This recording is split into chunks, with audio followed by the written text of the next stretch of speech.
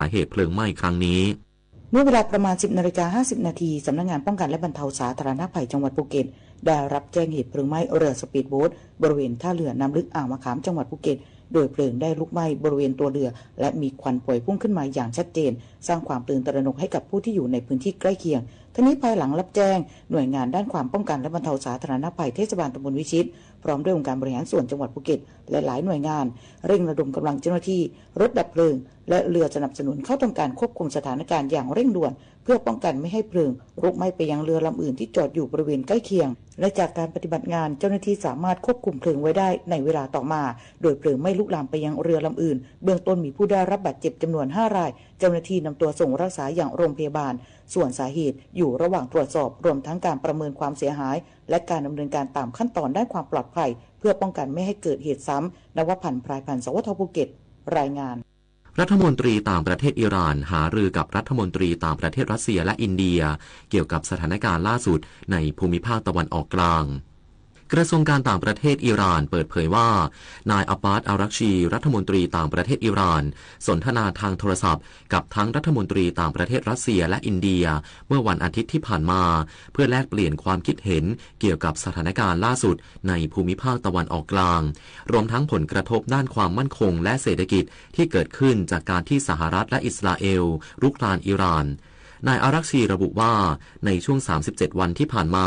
สหรัฐและอิสราเอลก่ออาชญากรรมต่อประชาชนชาวอิหร่านด้วยการโจมตีโครงสร้างพื้นฐานของพลเรือนในอิหร่าน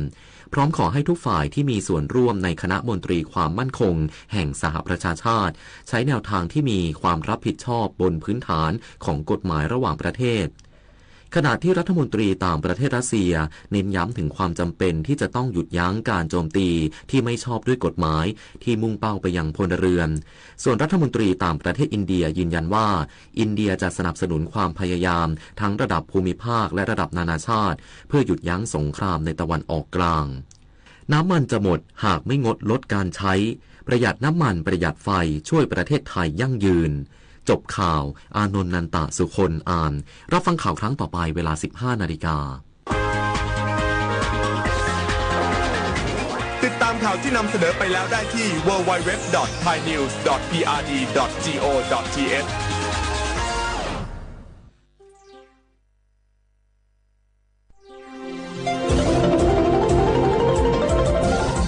วิทยุแห่งประเทศไทย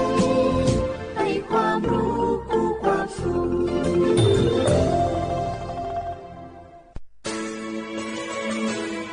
สถานีวิทยุกระจายเสียงแห่งประเทศไทยจังหวัดเชียงใหม่ AM 1476 กิโลเฮิรตซ์สถานีวิทยุภาคภาษาชาติพันธุ์แห่งเดียวในประเทศไทยที่มีความทันสมัยเชื่อถือได้สร้างอัตลักษณ์กลุ่มชาติพันธุ์สู่สากล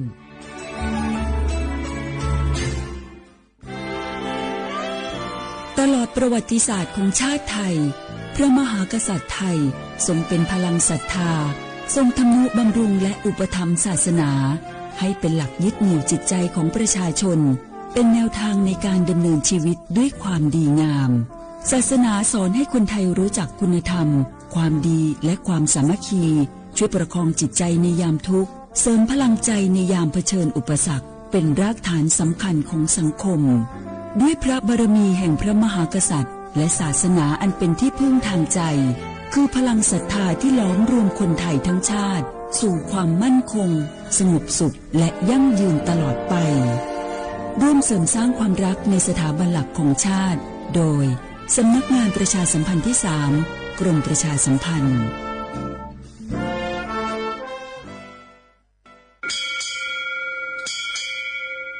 โอบูดาจ้าโอมิชเปอร์เมอซุงคาป๊อกว่าเนาะจงตัวดูธรรมาสถานีวิทยุภาษาชาติพันธุ์แห่งเดียวในประเทศไทยทันสมัยเชื่อถือได้แล้วพบกันที่สวทเชียงใหม่ AM 1476 กิโลเฮิรตซ์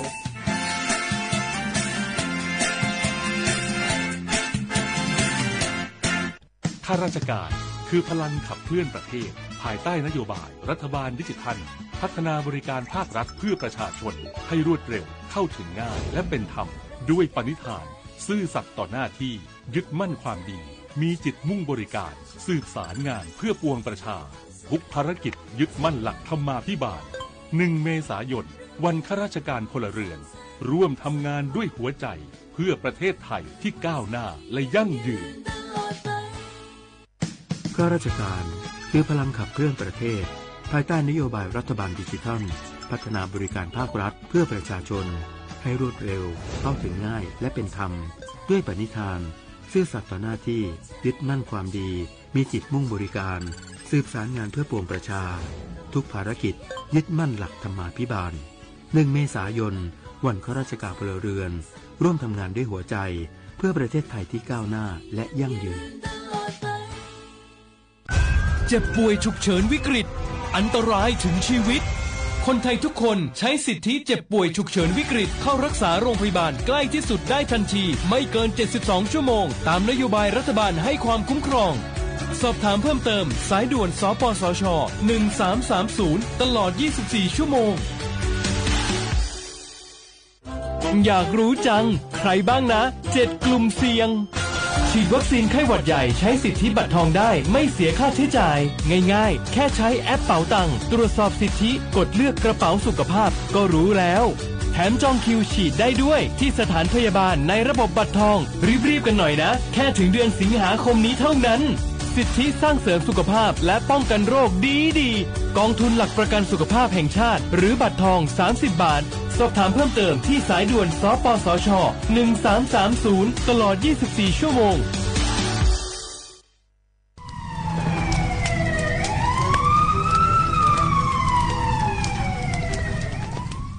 下话我们啥子判名我们家多去出边名嘛我们家吃懒来么子别了啊กูจะเปอร์เซ็นต์我们家我老做话家都错嘛อาทิตย์เนี่ยว่าจะว่าโลสักเนี่ย我们家ปีกว่าจะมือดูทุกชมาอาทิตย์เนี่ยก็สักทุกชมางาอาทิตย์พวกทุกชาไปที่มาข้อเนี่ย PA 2.5พิลามาอาทิตย์เนี่ยว่าเราโซ่ให้โขยูในจ้าอาทิตย์เนี่ยว่าเราโซ่เฮินนาพิลามายิ่มีความเสี่ยงจะไม่คือโรคหัวใจโดนว่ามันเลยโดนเนี่ยคือสมองเสียมาโรคปอดอกใกล้มางาอาทิตย์แรก我们家มาสายาสถาบันวิจัยวิทยาศาสตร์งาอาทิตย์เนี่ยคือเทคโนโลยีแห่งประเทศไทยไงย่าวุ้ยชื่อมาคือมาคือแต่คนแรกยี่จอละหัวอัตุทัดสูมีฉากขนาดมาอยู่ที่มาเมื่อเขาลิป้าลิมาเป็นซาบิวงาเอ็มมันยี่ตัวสูงโง่เป็นอย่างคือวอชงาสำนักงานวิจัยแห่งชาติงงา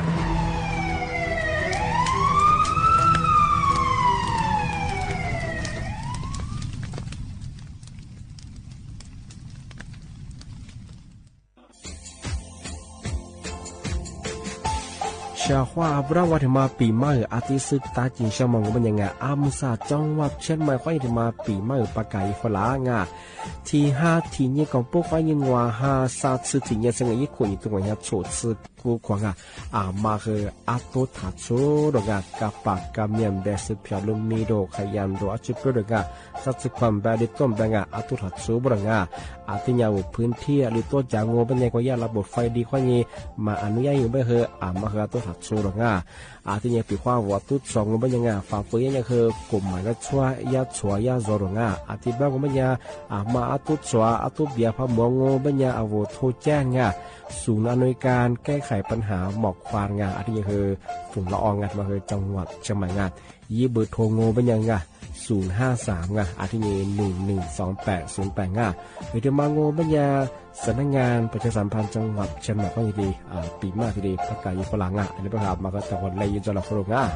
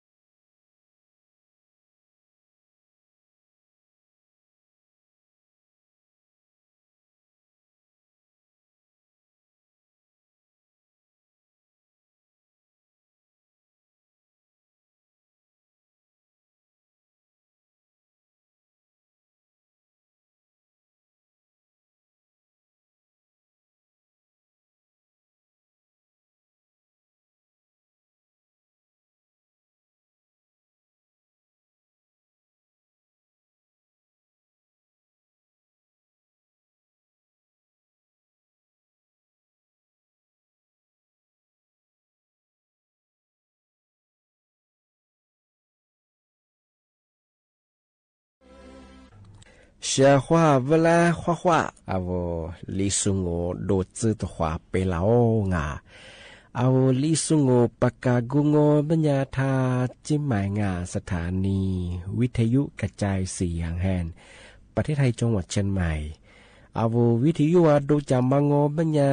ยี่ระบบญาAM ยี่ความถี่โงบัญญาที่ตูลี่ยาชิดโชว์ฮึกว่าดูจับที่ยินทาFacebook ไงยิบเพลงว่าสวทเชียงใหม่ AM 1476กิโลเฮิรตซ์ที่ไลฟ์สื่อยาวไงนาทีเนี้ยว่านี้นาเนี้ยเสืองไหนๆว่าชมว่านี้จีโมที่มูลงบัญญาหนีมูว่านี้สามโมที่นี้มาหนีขวาด้วยงาที่นี้เอาเชื่อว่าไงถึงมาปีมาสื่อจีนชมว่าเธอกว่าคดีเอาเทมิโซนีเฮียงว่าสวามาก็ประเทศอิสราเอลเจประเทศออสเตรเลียยมังาเดี๋ยวว่าคือมาสายาเจ้าหน้าที่ตำรวจไงอีโคเตียส่วนมาอีข้อมูลกับกูยิ่งกับชื่อว่าคือที่โคเตียส่วนใหญ่คือบริษัทมาว่าจดทะเบียนตาบุรุษงาอีโคเตียส่วนมากคือว่าผู้เสียหายแบบนั้นมาคือยิ่งใหญ่ยิ่งจดทะเบียนตาบุรุษงาถูกกฎหมายไม่มีว่าที่เรียนแบบอะไรงาก็คือผู้เสียหายสูงโง่ไม่ใช่คือยืนจ่ายเสียงอ่ะยืนจ่ายไม่คือผู้บอกอ้วนเสียงไงย่าพวกเบื่อมันไม่ใช่คือราคาเนี้ยผียังคือมาช่วยเราคนเสียของงานทายาแบบมันไม่ใช่คือไงที่ก็ถือว่าไม่ใช่คือ30,000เบอร์ซูเบอร์งอที่ก็ถือว่าไม่คือเนี่ยชูมือโดงอขึ้นเหมือนไม่ใช่คือละที่แสงหัวมือสืบเปี้ยเสียงไงอีกทั้งหมดไม่ใช่คือที่ก็ถือว่าปีขวัญโนมือซ่าปัจจัยไม่คือยิบถือว่าอามีอาบัวเสียงไงปีขวัญโนมือซ่าผมจะไม่คืออีผิวไม่บุ่มเชียงไงเชียงไงที่นี่ถือยายี่หัวเตสุมาย่าแบบไม่คือไงก็ยังไม่คือมิวคือยาเพียเรียควาตากางว่าเอาก็จากก็เสืออีตาเสือจ่าเสือไงสิริเพียควาตาไม่เชียงไงบับผิวก็ไม่คือคือพม่าไม่คือเนี่ยเห็มมือสืบเปี้ยไม่เชียงไงที่ไม่คือที่นี่แห่งว่าเสือไม่คือเนี่ยมาคือเนี่ยโอ้ที่ห้องเสือเนี่ยคือยีบาลาเป็นยังงอผู้บ่าวเบื่อมาที่เกลียดเชียงไงก็เนี่ยแบบยึดถึงเนี่ยเป็นเราคือไงย่าอีเวลาหน้าเราเสียงกว่าสนามบินรอสุวรรณภูมิกรุงเทพว่าไง3 ทุ่มแบบ4 ทุ่มเนี่ยคือยิ่งยี่เช็คอินงอยี่ตัวคือเป็นยังกว่าย่าเคาน์เตอร์ยิ่งเนี่ยหนูพาสปอร์ตมาเนี่ยคือย่ายี่ตัวก็บินกันแล้วเป็นยังไงที่ได้แบบเราหรอกไงช่วงไงก็เนี่ยแบบคืออีเวลาไปแบบเยี่ยงอยี่ตัวก็บินถึงมามันตัวเสียงไงก็เนี่ยแบบคือย่าคืออะไรเนี่ยคือส่งอะไรอย่างเงี้ยโดนหลอกเยอะเป็นยังไงเนี่ยบางทีเธอหนีแห่งวัดสมบังไงกว่าสถานีตำรวจสุวรรณภูมิยิ่งที่แจ้งความแล้วเสียงไงที่มาคือมาสาบางอย่างเจ้าหน้าที่เคยไงทีเดียวขึ้นเนี่ยเธออีโคเตียสุดละไงทีเดียวก็ข้อยาวง่ายทำไมถึงมาปีมาเช้าสุดละงานที่บ้านมาเสียงไงมาคืองาเตี้ยเนี่ยซ้อนยิงมาแกล้งกับยางอบริษัทอะไรมาแกล้งกับยาคือไงยี่ข้อมูลคือเจ้ากับกูยิงกับเช่งมาใส่แหงยิงก็ปัญญาโนเอกสารแบ่งอีข้อความข้อเสนอมาขยายติขึ้นยายืดสมัยได้เฉพาะงานมาสบายโนอีข้อความเฮกว่าสื่อก๊อปปี้งอแต่ละยินท้าวเพื่อว่าลงยามาคือโจงอตัวเครื่องบินแบ่งบริษัทจดทะเบียนยามาคือโนตัดต่องอเอกสารปอคือชนะเฉยไงอาจจะไม่อยากเคยเฉพาะงานโนเปียกว่าระบบออนไลน์เขายิงไงกูอยากฟิบด้วยความแบบติดต่อความแบบที่มาที่โฆษณายิ่งกว่าแต่ประเทศเยอะมียังไงสมัยขยะแต่ก็ยาอัตยาละมันละวายเฉพาะงานพมันกับเนี่ยเจอหนีแหงวัดเสือหิ้วไงที่เกลียวไงหนีแหงวัดเสือไปติดก็ถือว่าคือน้ำไปหิ้วนังว่าไม่ใช่แบบคือติดก็ถือว่าเนี่ยผู้มันด้วยไงผู้ชิงว่าเนี่ยเบอร์สูบไงว่ายิงเนี่ยว่ามุ่งเนี่ยเลี้ยมาคือที่ที่ตัวเองไงก็เนี่ยแบบมันว่าจีแบบคือเปิดไงผู้บ่าวคือที่สุดแล้วฉิดแล้วมาคืออะไรก็คว้าเนี่ยเลี้ยมันเสือเฉพาะไงที่คว้าเนี่ยไงมีอะไรบ้างครับว่าจะรับช่วยคือมีอะไรกว่าต่างประเทศเยอะมั้งที่ไปคือโนญี่ปุ่นสามแบบญี่ปุ่นเตส่วนมั้งญี่ข้อมูลญี่ปุ่นว่าคือแต่กับกูยิงกับเชี่ยวชาญไงจันทร์ข้อโนติกึ่มมามั่มใจติกึ่มมาฟ้าเฉียบไปคือไงโนเคยติกึ่มเนี่ยทัดใส่ไงกว่าแต่ว่าญี่ข้อมูลแต่ติใช้ยิงแต่เชื่อถือนั่นไปคือไงที่นี่ตัดสินใจเชี่ยวชาญไงที่นี่ติถิมังโง่เป็นยังไงที่มาคือรัฐมนตรีว่าการกระทรวงการพัฒนาสังคมที่มีความมั่งคงของมนุษย์นั่นไงยี่แบบมังโง่เป็นยังไง阿爸妈有时我们也是阿妈和一ความฝัน做不行啊人女的虽然我们也是挺一专业服了我们也是一แต่คือว่าโชคาที่เล็กจะมาตรงว่าที่นี่คือด้านที่สุขภาพไงสิ่งนั้นเพราะว่าคือที่แค่เลยจีเชื่อมาดูว่าที่นี่เราก็ไม่อยากคือถูกคือมัวสูจีชื่อว่าที่นี่คือด้าน IQ EQ ตัวพวกคือไงก็ที่เลยดูจีเชื่อไงที่แบงก์ไม่อยากคือมุสายาตุยยังก็ไม่อยากคือแทบมีส่วนยังก็ไม่อยากไงเยาวชนไงว่าอายุต่างกว่า20ปีไงนี่จะโคยิ่งยังไม่อยากคือใช้เวลาไงที่หน้าจอว่าโทรศัพท์หน้าจอตุยยังมาiPad หรือว่าแทนหรือว่าตุยยังมาบอกยังไงที่นี่จะโคมาบีไม่อยากคือย่าหน้าจอตุยยังมาคือใช้เวลาเกินยังมันเนี่ยอะไรเนี่ย12ชั่วโมงที่นี่มาว่า12ชั่วโมงสุดที่เลยฮอดกันเนี่ยเปียบ่โดยเฉพาะไงที่แบงโง่เป็นยาเอาที่จันเวลาที่เด็กไก่ให้เจ้าเป็นยาคือบอกว่าจันเนี่ยคืออีปัญหาคืองมียามาคือที่เกิดหน้าบริษัทของแกบามาอยู่สูงโง่เป็นยามาสาเหตุนี้บ่คือไงจันเนี่ยว่าทศบ่คือจันเนี่ยว่าแก้ไขมันยังอะไรเกี่ยวกับงูจะบ่คือไงโทรศัพท์แอปแพงไงว่าเกือเนี่ยผู้มั่งเนี่ยว่าจะเนี่ยเหตุเลี้ยงไงแต่มาคือบางมาอยู่สู้ที่สิ่งนี้แก้ไขยังไม่ได้ไงมาคือเนี่ยคือที่เนี่ยผิดเยอะบ้างสิ่งไงปีขวาน่ะจะเนี่ยละหน้าจอว่างที่ดีมือซ่างกูตื่นเสร็จแล้วก็คือสายตาไงจะเนี่ยสายตาคือเบียร์ก็จะเนี่ยที่ได้แก่ข้อนี้ตื่นเสร็จลงไม่คือเวลาก็คือสายตาว่าจะก็เป็นสื่อโจ้ไอ้ช่วงไงที่มาคือที่มั่งมาคือที่มาเบียร์ก็ช่วงไงที่นี่คือว่าปีขวาโทรศัพท์ตื่นเสร็จแล้วก็คือมือสาที่ซูเชียลไม่คือไงโทรศัพท์คนนั้นก็คือยาคอนเทนต์มาคือเนี่ยข้ามาดูมาข้ามาดูช่วงไงที่แบบปีขวาว่าจะเนี่ยว่าถึงมาข้ามาพอตื่นก็คือยาคือซึมซับได้ช่วงไงโอ้ทำไมกูได้ก็คือแต่สุดลงไงยูสุดแบบจะบอกนิสัยมันคือก้าวล้าวยังไงที่แบงค์ไม่อยากจะของไงบามาอยู่สูงโง่ไม่อยากคือจันเนี่ยได้คือไงว่า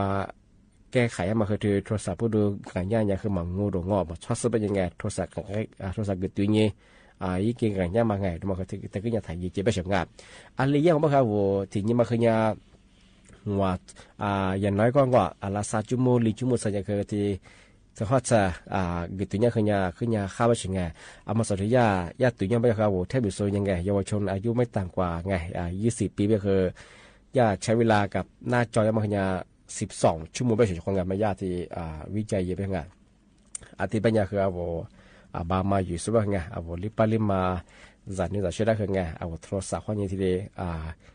กันเนี่ยมากิจตัวนี้มาคือเนี่ยที่เนี่ยที่ได้เวลาแต่จังกายอยู่ไปเฉยๆไงตัววิชาเลยคือมาค่าช่องงานมาสายก็คือที่อินเทอร์เน็ตก็คืองแต่สุดดูหุ่นโจว่าแต่สุดยิ่งมันนั่นมาคือมาข้ามาคือขึ้นยังที่ปัญญามาคือที่เนี่ยละมันละวายเยงที่บางมาอยู่สุดแบบงานมาคือถึงมาปีมาคือสุดที่ชาวว่าอยู่ทางงานที่แบงก์ปัญญางมือสาคือนั่นแหละคือมุกว่าถือว่าเกินนาช่องงานทำมากกว่านั่นก็ยาวปกว่าแต่ว่าชื่อละควาง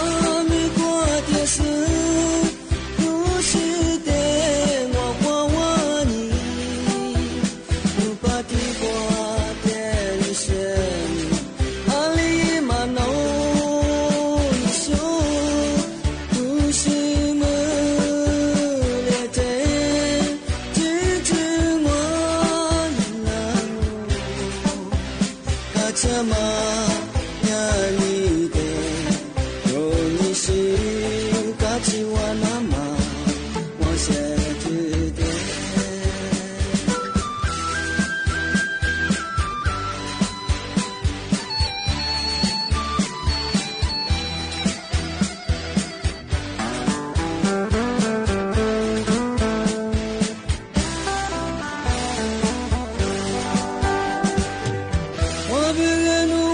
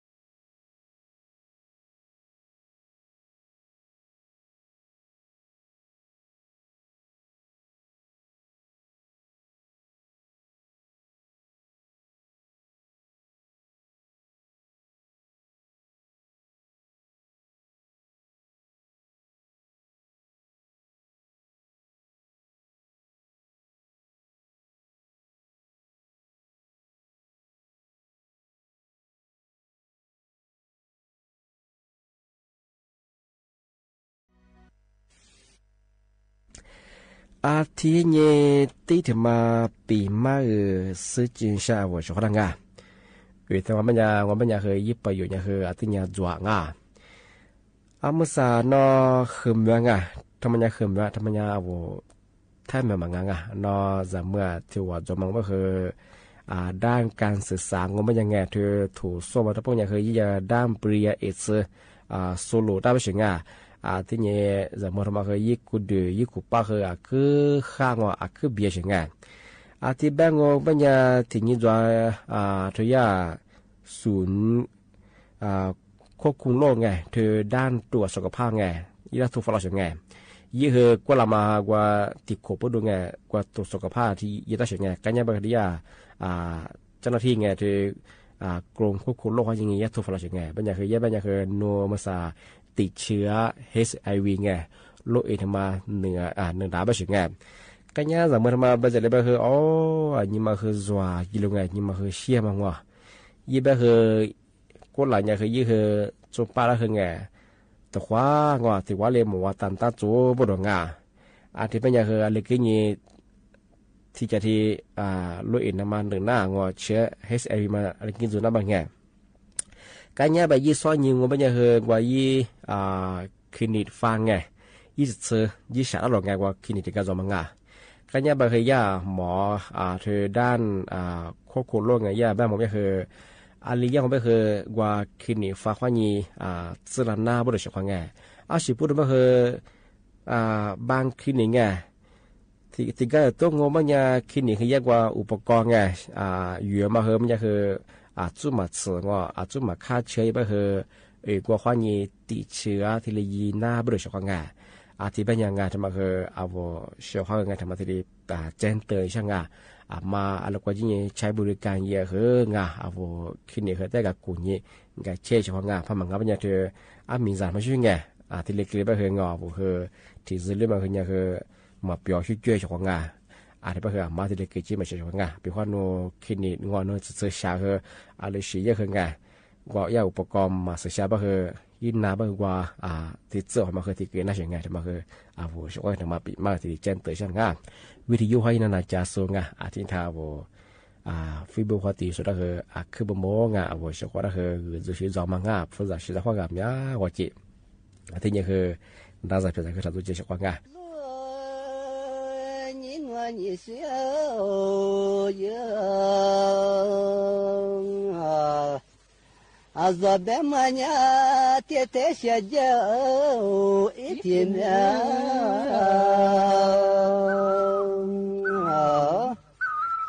还没来。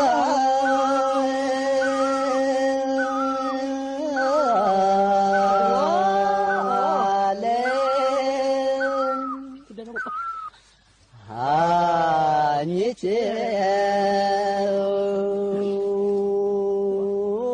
天面我老了，也是子你下天妈那，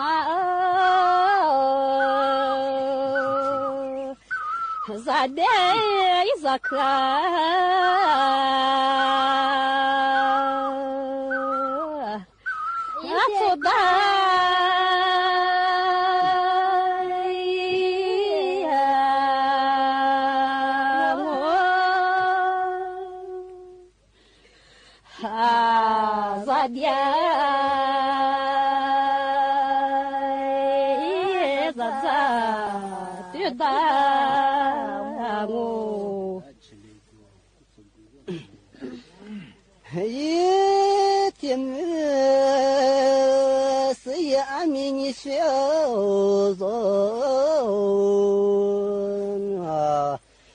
就这个天天写字，一直在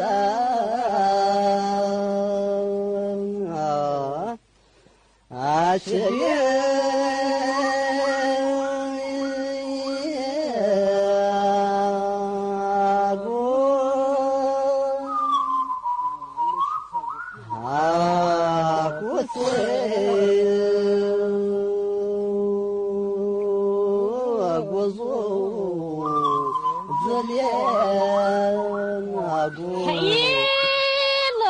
子，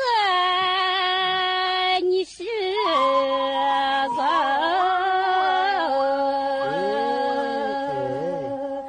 我你是的，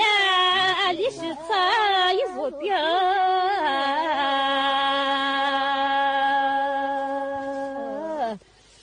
马错。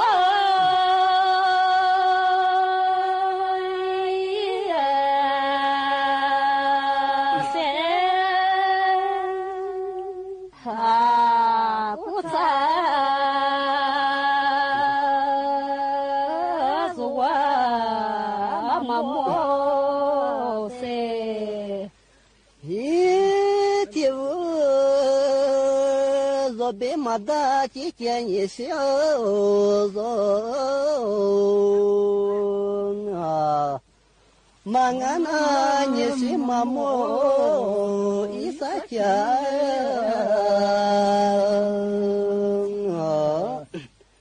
啊，大莫。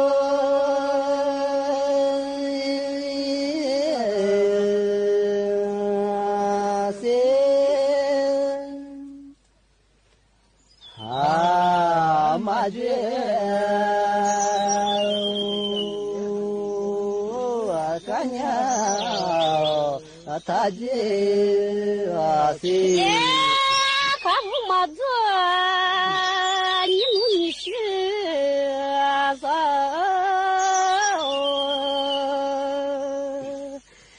你的下爷也没面，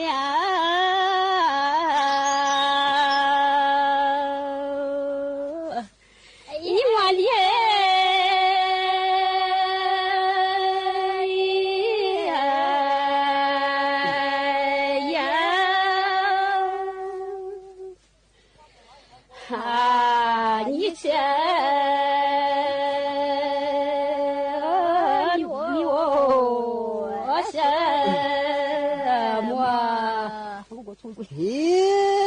这个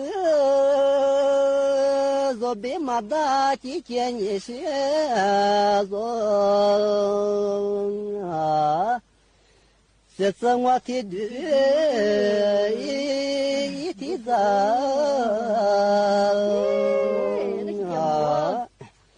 啊，这里。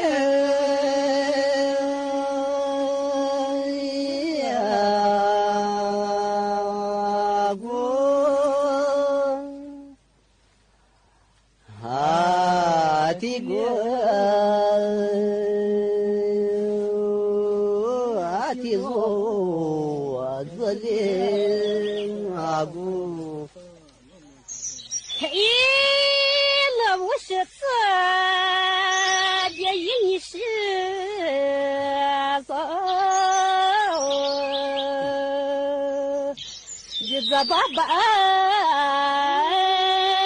你咋子？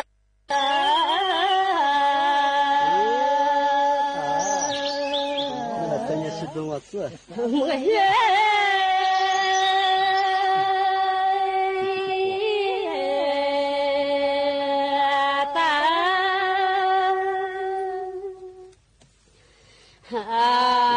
妈妈。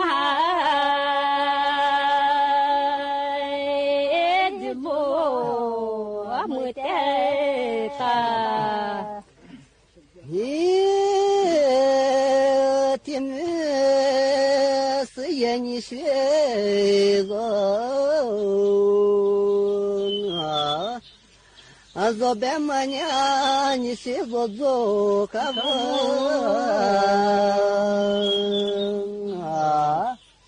啊马子。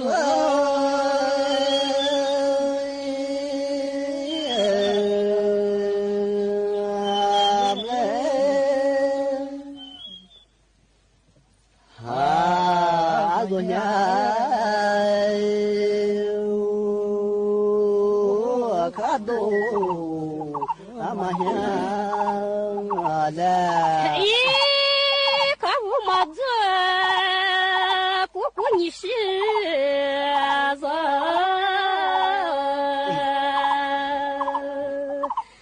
你做怕一做人，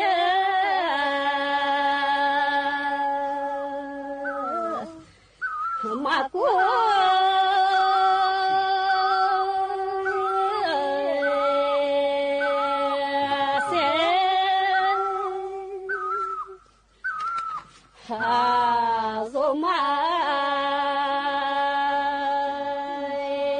做的嘛是噻，一天是阿子怕别人你是很呐，是也俺们吃这一面做。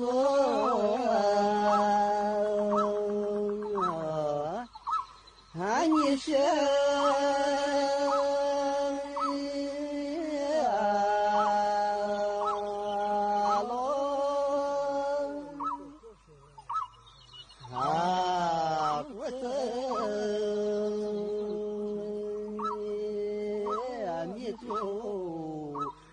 是啊咯。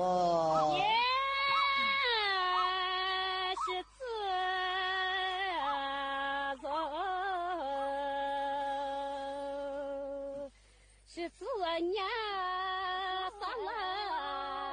100个，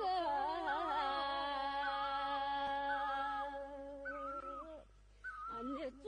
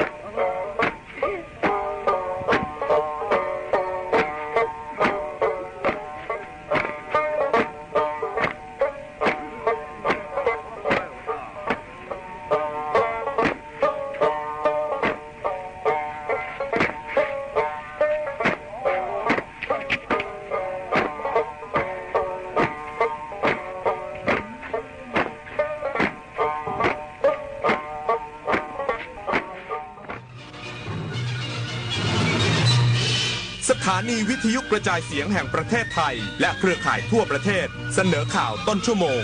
รู้เร็วรู้จริงเกาะติดทุกสถานการณ์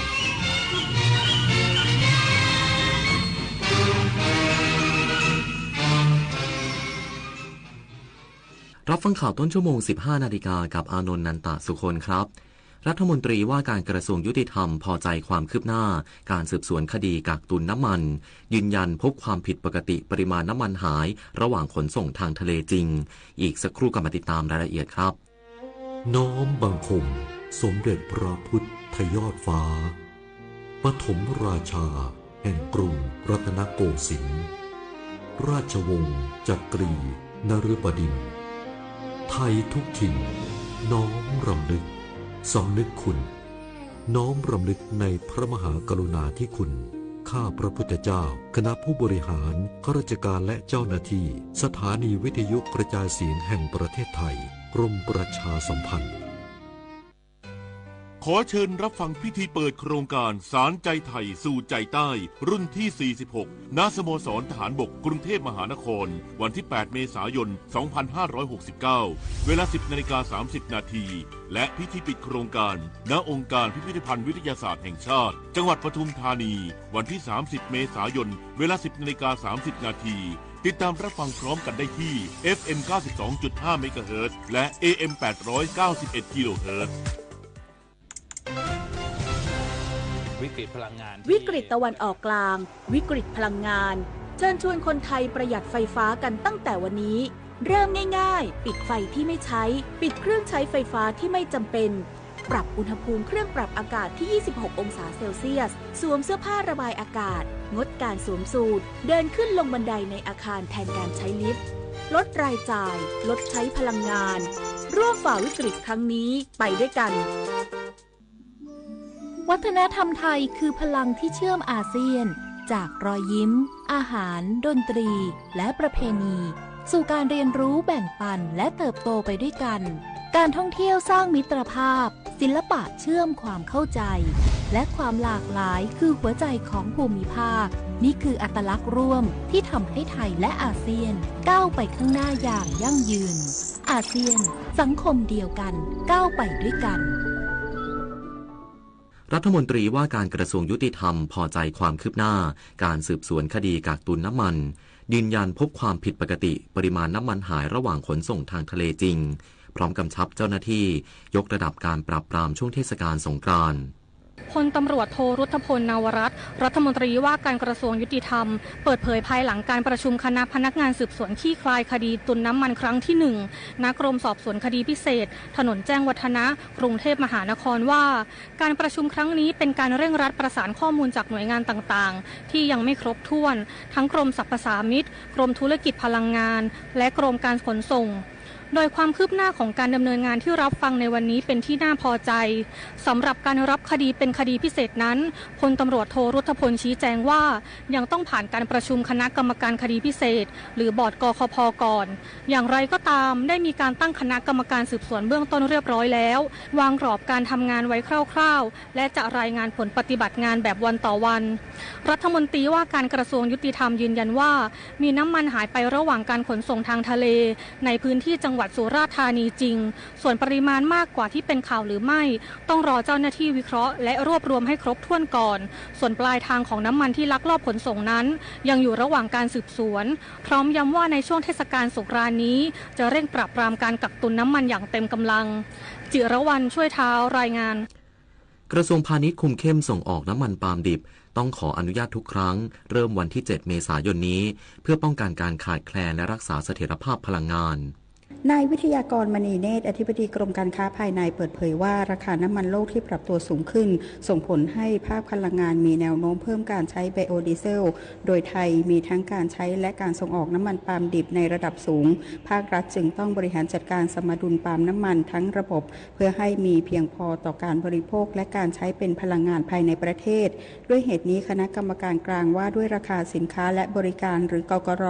จึงได้ออกประกาศฉบับที่ 1 พุทธศักราช 2569เรื่องการควบคุมการส่งออกน้ำมันปาล์มดิบไปนอกราชอาณาจักรและห้ามมิให้บุคคลใดส่งออกน้ำมันปาล์มดิบไปนอกราชอาณาจักรตั้งแต่วันที่ 7 เมษายนนี้เป็นต้นไปเว้นแต่จะได้รับอนุญาตจากเลขาธิการคณะกรรมการกลางว่าด้วยราคาสินค้าและบริการโดยผู้ที่ได้รับอนุญาตต้องส่งออกให้ตรงตามชนิดประเภทปริมาณระยะเวลาและสถานที่ตามที่ระบุไว้ในหนังสืออนุญาตพร้อมต้องนำหนังสืออนุญาตกำกับการส่งออกทุกครั้งและหนังสืออนุญาตให้ใช้ได้เฉพาะการส่งออกครั้งเดียวเท่านั้นนพศรแก้วคำรายงานสำนักงานขนส่งจังหวัดภูเก็ตยืนยันระบบขนส่งสาธารณะของจังหวัดภูเก็ตยังคงมีความพร้อมสามารถรองรับนักท่องเที่ยวได้อย่างต่อเนื่องเพราะรถรับจ้างส่วนใหญ่ใช้พลังงานทางเลือกนายอัจฉริยะบัวจันทร์ขนส่งจังหวัดภูเก็ตเปิดเผยว่าจากสถานการณ์ด้านพลังงานเชื้อเพลิงส่งผลกระทบต่อระบบขนส่งสาธารณะในหลายพื้นที่ซึ่งในส่วนของจังหวัดภูเก็ตภาพรวมด้านระบบขนส่งสาธารณะยังคงมีความพร้อมให้บริการประชาชนและนักท่องเที่ยวอย่างต่อเนื่องทั้งนี้จากข้อมูลการให้บริการของรถแท็กซี่มิเตอร์ในพื้นที่ยังคงดำเนินการได้ตามปกติเนื่องจากข้อมูลรถแท็กซี่มิเตอร์ที่ขึ้นทะเบียนมีทั้งสิ้น 1,798 คันพบส่วนใหญ่เป็นรถที่ใช้พลังงานทางเลือกเป็นหลัก โดยเฉพาะรถยนต์ไฟฟ้าหรือ EV มีจำนวน742คันและรถที่ใช้แก๊ส LPG และระบบผสม LPG ร่วมกับเบนซินกว่า979คันขณะที่รถใช้น้ำมันเบนซินและดีเซลเพียงอย่างเดียวมีประมาณ70กว่าคันซึ่งคิดเป็นร้อยละ 3.9 ของจำนวนรถทั้งหมดจึงยืนยันได้ว่าภาพรวมระบบขนส่งสาธารณะของจังหวัดภูเก็ตมีความพร้อมรองรับการให้บริการประชาชนและนักท่องเที่ยวได้อย่างต่อเนื่องนวพันธ์พรายพันธ์สวทภูเก็ตรายงานน้ำมันจะหมดหากไม่งดลดการใช้ประหยัดน้ำมันประหยัดไฟช่วยประเทศไทยยั่งยืนจบข่าวอานนท์นันตะสุคนอ่านรับฟังข่าวครั้งต่อไปเวลา 16 นาฬิกา